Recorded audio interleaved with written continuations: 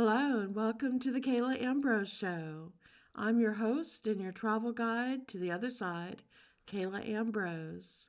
And on the podcast here, I like to talk about supernatural, metaphysical, paranormal, and other events of this nature. And as I like to say, I'm not new age, I'm old age. I'm an esoteric wisdom teacher. I teach the wisdom teachings from the ancient temples, those that were in ancient Greece and ancient Egypt and further back. First and foremost, that's what I love to do. And I like bringing them into the modern world, giving them a little twist and showing how you can take these age old wisdom teachings and use them in your daily life. So that's a lot of what I talk about on here. I also occasionally answer questions from listeners. You can go to my website, exploreyourspirit.com. Sign up for my free newsletter where you get lots of news about upcoming classes, special events, new podcasts, and other information, including books that I have.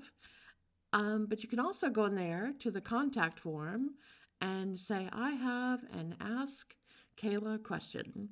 Put it in there, and I pick some really good ones and occasionally answer them on my blog or here on the show. Today, the topic I want to talk about is candle magic, what the colors of the candles mean, and if you do like candles and working with them, how this magic works. So let's get started. Let's delve into this. Candles have been used in magical rituals for, it's hard to really count how many hundreds of years. We're going back and even older before candles were made in the way they are now. As soon as there was fire and a way to burn it, there was some kind of connection there with magic and ritual and burning things in the fire. And then that honed down to a smaller light as we learned how to capture fire and put it from a big bonfire into a torch that we could use to light in caves and passageways, and then smaller into receptacles that we could carry, and found ways to create tallow or wax or things to put a smaller wick in and light, and to make a small candlelight. So it's coming from a bigger ritual with fire and pinpointing it into a specific thing when we use a candle. So we still know of rituals that have bonfires. Many of those are even celebrated as the solstices, equinoxes, and other type of rituals. And those can be very life affirming when you see the big fires, and they're engaging. We all still love fireplaces in our home and to watch a fire. It's easy to get lost in the flame. And they're more communal. They're more for groups or being with a special someone and being in that moment in the firelight. A candle, many times, of course, can symbolize romance and lighting the way. We light candles, though, in rituals that are usually very mindful and a direct purpose. There are many churches you can go to where you can light candles in memory of someone. There's a candle that's lit many times like a unity candle in a wedding ceremony. They're usually designed with a purpose. And so candles now, I think, are probably more popular than ever for ritual and purpose in this way. People use them for aromatherapy, just to feel relaxed. They sometimes will use it for meditation. And it's such a simple tool that is affordable and everyone can use it, but yet is very powerful. You can be in a very dark room, and it's amazing with just that little pinpoint of light of lighting one small candle, how it illuminates the room and changes the energy. And there's a very old teaching about that it only takes one small pinpoint of light from a candle to light up the room and to chase the darkness away. And that's an esoteric wisdom teaching, talking not just about physically what that does, but within us when we take the time to work on ourselves and to step out of our lower selves and go towards our inner light, into our higher self, and awaken that light. we dispel the darkness within ourselves as well. We help chase away our shadow self and enlighten ourselves up to awaken and to be more and in higher connection with our higher self and our soul. So, a candle, first of all, reminds us of that, how it only takes one tiny little focus, a tiny little bit of light to change the whole energy in a room. When we think about this and we see how easily a candle can transform, then we understand that everything is able to change and to be transformed just by allowing in a little bit of light. And that's such a good reminder to take with us every day, to remember that it doesn't take much. Just taking a moment to remember and to engage in the light and to have a enlightened moment. And for many of us, lighting a candle put us in that mood, step us into that frame of mind, and prepare us, changes our energy, and gets us ready to be in that mode. Now, when I work with candles, I like to first think about what I'm going to light the candle for. And I often take a little piece of paper and I'll put that under the candle holder. I'll write down on that piece of paper what it's for, whether it's something like prosperity or love or something bigger that I'm working on, but I keep it to a sentence at most. And I'll write that on a piece of paper and I tape it underneath. Sometimes, if there's a symbol that I feel like would help me focus and remember it, I'll carve the symbol onto the side of the candle using a smaller candle to do that, and just a little symbol. The next step usually is I'll think about the color I want to use. You know, color is very important to me. I talk about color a lot in my book, The Awakened Aura, as I see colors around people. So I know how much color affects each of us, the colors we wear, the colors we put in our home, how we decorate with them, and how much color affects our energy fields every day. So you can read more about colors and infusion of color and how to infuse that into your aura in my book, The Awakened Aura. And you can also use some of that infusion with the candles you light. I'm going to give just kind of a brief overview of some of the colors right now, but there's so many other hues of colors as well. I can't go into all of them today, but I'll give you some overviews. Some of them are kind of easy to recognize, and you're going to realize it right away. So let's start with pink. And pink is love, just like a rose quartz. The color pink, it's things that are good. It's loving, it's kind, it's affectionate, it's warm, it's inviting. It's not passion like red. It's more of a softer, loving feeling. Let's talk about blue. And blue I usually break up into 3 different hues because there's so many with blue, so many shades. There are with all, but blue is a really popular color. Having said that, though, going back to pink for a minute, there's a difference in light pink and a soft pink, which is very loving and soft, versus a fuchsia pink, which is moving more into that red with that passion, but a little bolder and stronger and sexier in a different way. Fuchsia is very different than red. Red is power, and fuchsia is more sexy, but I have a playful, soft side as well, and a little more mysterious, I think. Whereas we go into blue, starting with, say, a light blue, that is very a good color to meditate with. It's a compassionate color.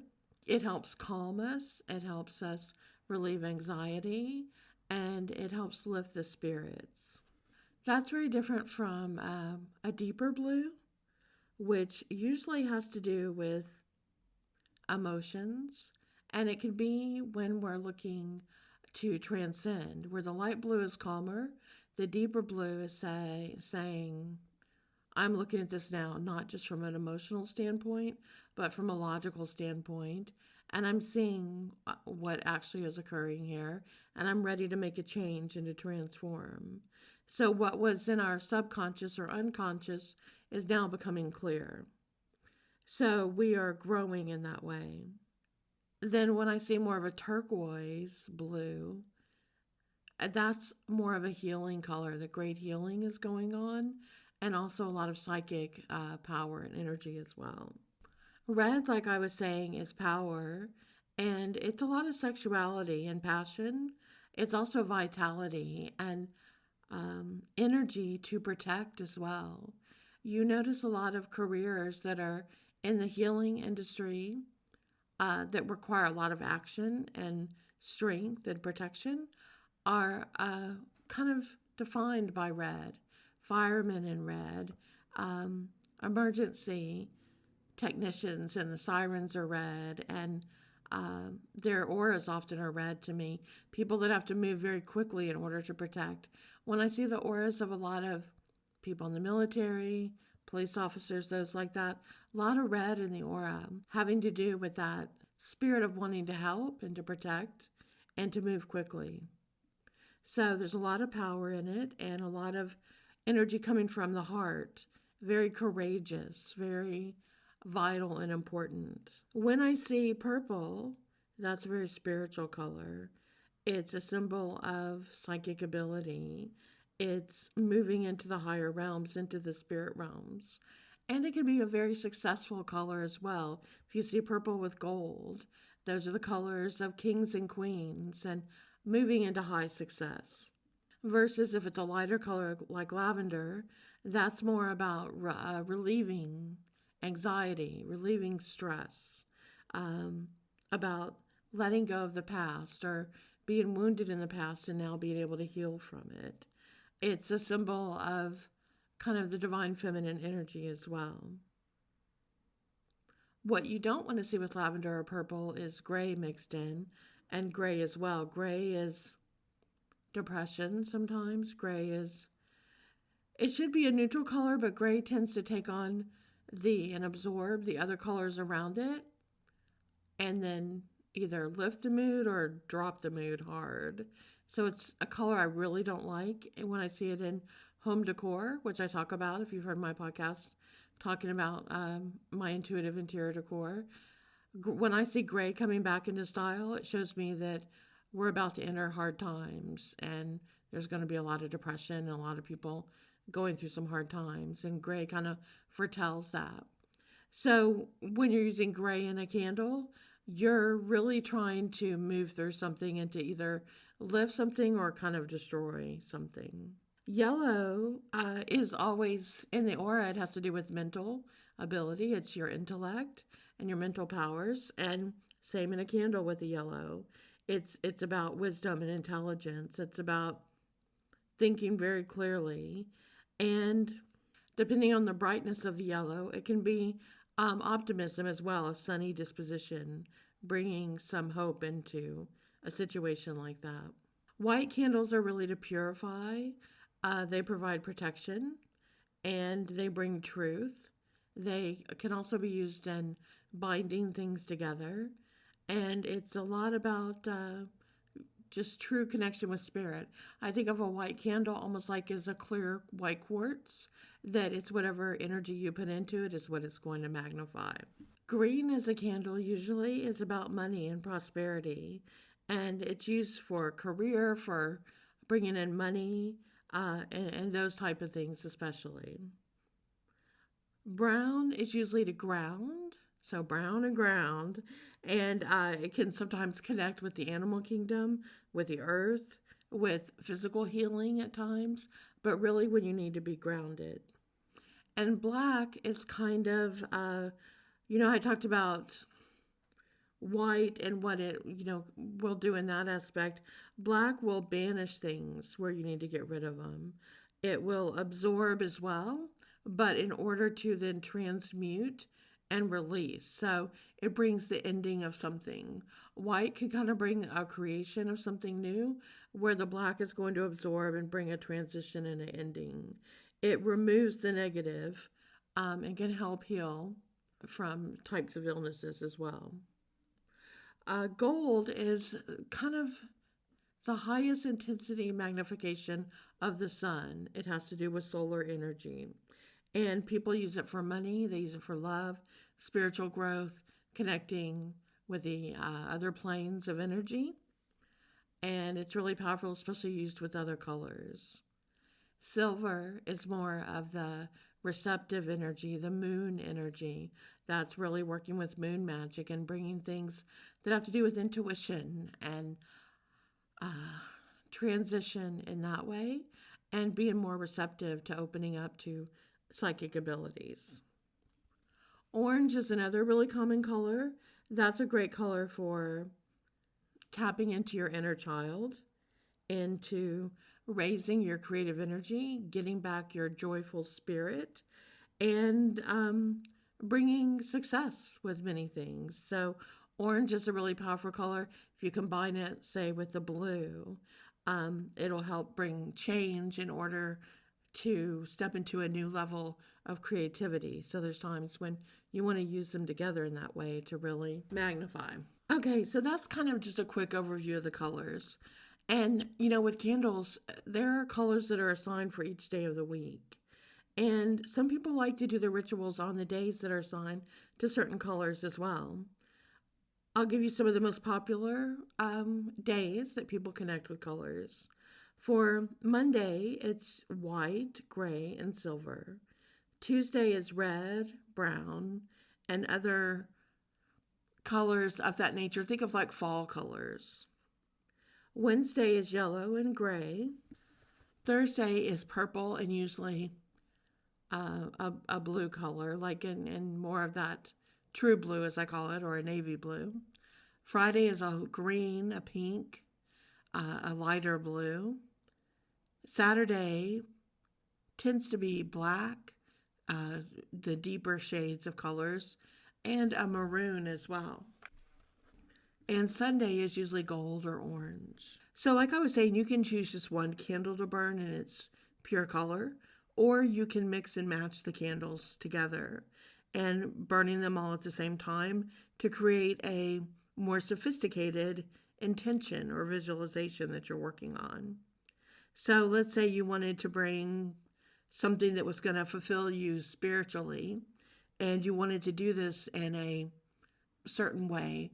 Maybe in your career, you were like, I really want to tap into my higher purpose with my spiritual calling, but also find a way to bring it into my career so that I also can do this well and also be financially successful at it as well to take care of myself. So you might have a purple candle for tapping into career. You might add a deep blue candle with it to give you lots of logic to come across to the right ideas. Or you might add orange to really get creative ideas with your spiritual calling. And then you might add green or gold, whichever one called to you. And this really is intuitive work. This is part of the arts, as I say in my school, the Academy of Mystical Arts and Spiritual Sciences. Some things are science and some are an art. And that's where intuition comes in, where you really intuit which ones feel the best for you. So you might add a green or a gold to tie in that you're financially successful with these endeavors as well. And so the first thing to think about it is, what is your intention? What is it you're wanting to manifest or create? And the more aligned you are with this and focused on your goal and you're specific about it, the better it's going to go. So it's good, like I said, when you're writing underneath the candles, like I do under the holder, a one sentence or less of what you're wanting to do. For example, like the one I described, you might say, I wish to tap into my spiritual purpose for being here in this lifetime and to be able to harness this energy through my career that helps others in the highest and best way, and that also will take care of me financially so that I can afford to do what I'm here to do. And so you want to keep it in one sentence like that so it's pretty clear. At this point, when you're ready to work on your candle and you've picked the color, maybe you've carved a symbol into it and you've written what you want underneath the candle. Some people like to look at the timing. So, for example, during a retrograde, like a Mercury retrograde, not the best time to try to affirm something new. That would be more where you might use a candle to let go of something that you want to heal, something that you want to remove. So you might use a black candle during that time to remove something from your past that you're ready to let go of that was causing you pain or or negative feelings. So you want to be aware of divine timing. So retrogrades are a good time to let go. Same with the moon. You want to look at the phase of the moon. A new moon is a good time to bring in new energy and new projects and new ideas. So what you would do at a new moon would be very different than a full moon. I probably will do a podcast on the moon phases in the future and what they mean. But for right now, look those up. You can find them really basic examples of the moon phases and see which phase would be best for what you're looking to manifest. Okay, now that you've got these things ready, it's the right timing, right time for you and all of that. You want to find a quiet place to sit with your candle to light. You may have created an altar for yourself or a sacred space to sit, and you want to be somewhere where you can be alone, undisturbed, and where the candle can be safely lit. So don't be under a draft from, the AC or by too close to a window where air is blowing through. Somewhere where you and the candle can be in the stillness. And you want to sit comfortably in front of the candle and take a minute to take a deep breath in, to hold it, and to let it out. And to really think about what your intention is, what your desire is. Visualize what you're trying to create. And then when you have that in mind, fully in your mind, then light the candle. As the candle is lit and you're gazing onto it, you might want to gaze at the flame for a minute and just tap into that light and see that light as a symbol of the inner light that's being lit within you. See that light grow and imagine it getting bigger and bigger. Imagine the flame from that candle, the light of its energy, and the particles from it going into your aura and lighting up your energy field and filling your aura and your energy with the light of this visualization that you're trying to create. You may also want to watch the candle flame. Many times as you're doing this work, your energy will begin to affect the flame, and the more energy you're putting into it, the more the flame may begin to move or dance around. If you see the flame get taller, that usually means that your energy is working and the candle is very receptive in hearing it. If you see the candle flickering a lot and really moving around, the flame is moving, it means that there's a lot of emotions involved with this, and you may want to take the moment to take a deep breath in and out and relax and see if the flame relaxes with you, because it's sensing your emotional field. If there's what I don't call a true flame, a happy burning flame, instead, if the candle is popping, or some people call it sputtering, where it's like, is it going to stay lit? Is it, is the candle flame not as calm as it could be? It's moving, not flickering. It's more aggressive than flickering. It's sputtering, like it's going to go out. This means there's a conflict within you, within what you think you want and what you may feel that you want or feel that you deserve, or negative energy that you've got that's kind of at war within yourself, that's fighting against the energy of what you're trying to visualize. If the flame begins to move, but kind of in sometimes a clockwise little bit moving, the flame seems to be growing a little brighter. Sometimes it'll turn blue. Sometimes it seems to dance a little bit. That can mean that spirit is with you and is holding the energy as well. Some of you know I teach a course called Wise Women Wisdom, and right now I'm talking about tea leaves and how they work, and the alchemical connection and how tea leaves work. And candle magic works the same type of way. It has all the elements of magic in it. It's got fire, obviously, with the flame. We've got the flame representing fire. The earth is kind of the body of the candle, the wax. And of course you need air. Fire needs air, has to have oxygen to make the candle flame burn. So you have the element of air. And then as the wax melts, into that liquid state, we often call that a symbol of water. So you're bringing these elements together along with the connection with spirit and you with your energy. And that's kind of making an alchemical reaction. And so this is what, whether we're working with tea leaves, whether we're working with oils or crystals or herbs or all these things, this type of magic, that's what we're connecting, is bringing all these different elements together with intention. It's different with each person. The colors you pick, the way you do this ritual, there is no right or wrong way. It's whatever kind of calls to you. Just be safe. Always be there with your candle. Don't leave it there unattended. Always be there in the moment with it. So at this point, you're kind of incorporating different elements as well into the candle magic. One is just lighting the candle, connecting with the elemental energy like I described, which is a magic of its own. But second, when you pick a certain color, you're using color magic as well and adding that into the mix. And if you are to draw a symbol into the candle, you're adding that as well, that sacred symbol, and putting sacred geometry into work as well. You could do one of these or all three, or even add more. There's, again, so many different ways that people use. Now, one of the things you'll find about candle magic is as many times as you go to study it, there'll be people with different ways. And one of the things some people argue about is it bad to blow out the candle when you're done? So going back to your ritual for a minute, you've visualized, you've lit the candle, you've taken the light within you, you're focused on that intention, you're watching the flame to see if it's clear of energy, and to see how well it's doing. And this may be a candle you've decided to light for so many days or nights to work on it.